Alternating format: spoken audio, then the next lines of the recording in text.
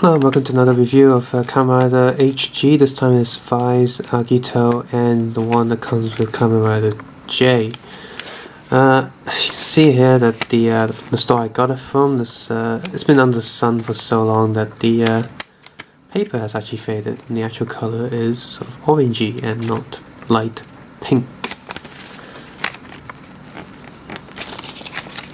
On the back on the sheet, there's the general advertisement there. Feedback form there, warning signs there. First you got Faiz in this blaster form. This time he has his big giant blaster. His right arm's a bit loose, everything else pegs in nicely. Of course I don't have to stand here because those little peg stands are completely useless. The belt is a separate piece you can take off. It comes with the Faiz pointer. And of course the phone is not actually in the belt because of this form. Okay, both arms are kind of loose, but that means sort of round pegs means sort of hand movements, so you can point it up and down, which is good. The head is a separate piece as well, so you can rotate the head somewhat. Try and stand on the back there. Painting all around, all over the figure, so it's lots of paint detail going on, but mostly it's just silver, yellow, black, bit of green there on the eye.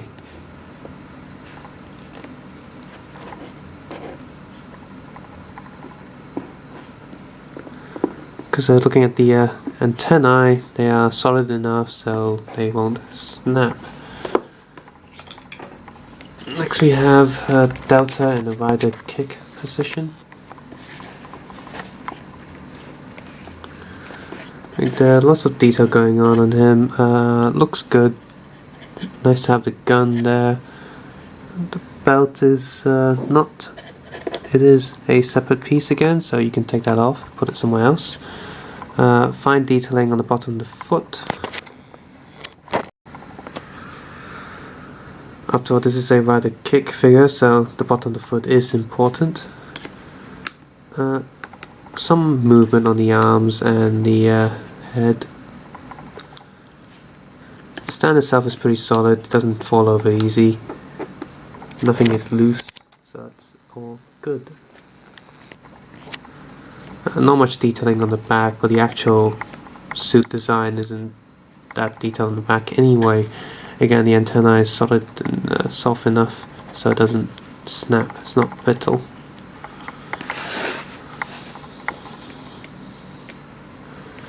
Next we have the horse Orkanig.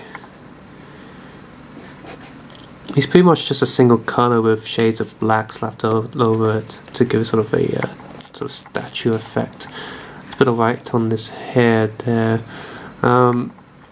So can't really say much about the paint detail, but it looks accurate enough. Both hands are on a round peg again, so they can move easily. The head can move easily as well for different poses. However, the waist, because of the shape, you can't really turn his body without making it look disjointed. None of these figures, of course, can. All of these figures, of course, can't stand on their own, so get some blue tack and stick them to the surface. All the spiky bits can be a little sharp, so be careful when handling this. Although they won't really stab you too much because of the soft plastic, it still can hurt a little bit if you push too hard.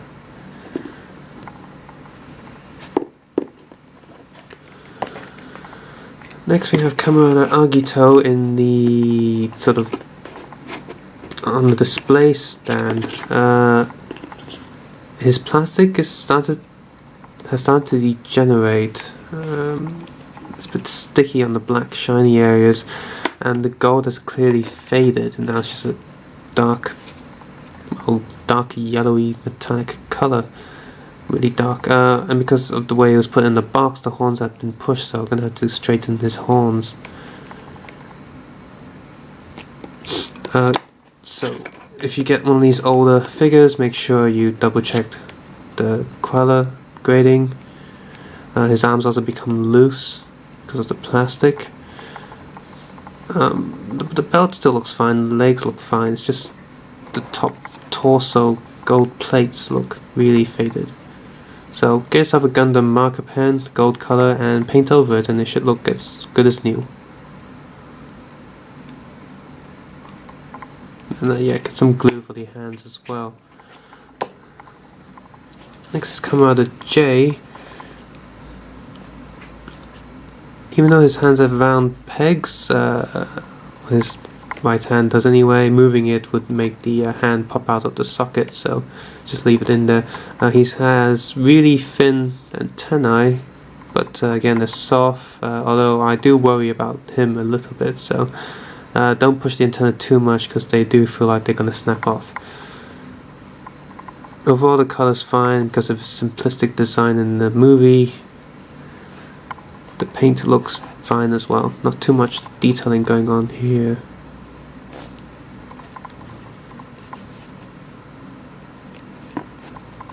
Nothing at the bottom of the foot, transdown on the back. It is painted all around. Next we have a Shocker Kaijin.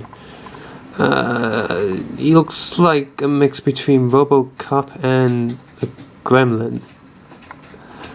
The paint of the body is actually quite nice, sort of a green and white fade on a dark green texture. So it looks like it was splashed on, just like the suits in the old show.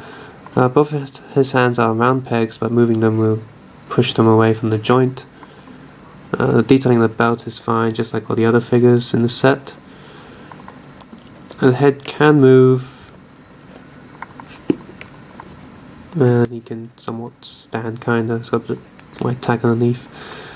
The spiky shoulder pads are quite solid, so watch out when handling it. Even the ears are quite sharp. Not too much detail on the back, just the generic sort of torso colour. Last we have this guy. I believe he's one of the strongest enemies.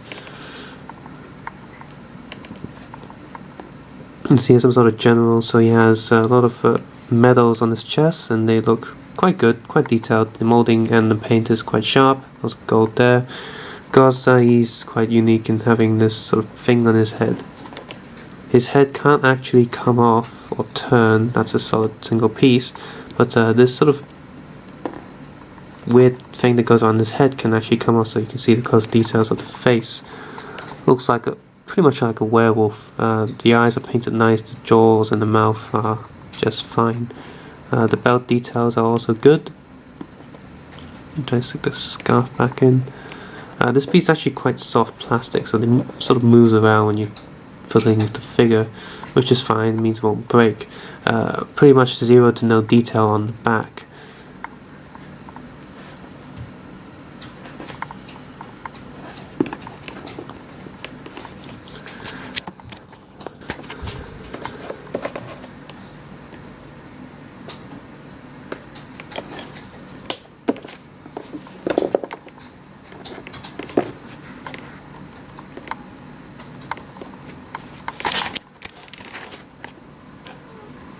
So overall, watch out for the quality of these figures because they're getting old, and make sure that the seller has stored them in a good place, so to protect from the protect the plastic from the sun. And yeah, subscribe, comment, and suggest below, and check out the other websites and links. Also check out Open Media Hong Kong, and check out supplementary pictures on the Facebook page. Thank you very much. Have a nice day.